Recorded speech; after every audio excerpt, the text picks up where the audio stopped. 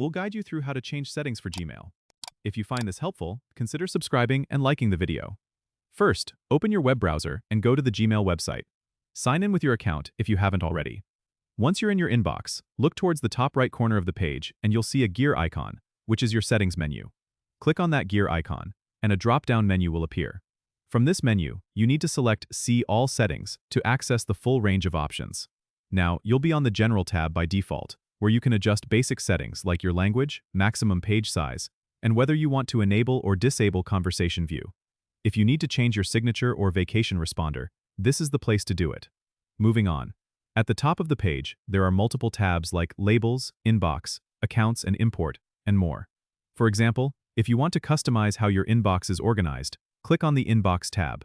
Here, you can choose different inbox types, like Default, Important First, or Unread First, depending on how you prefer to manage your emails.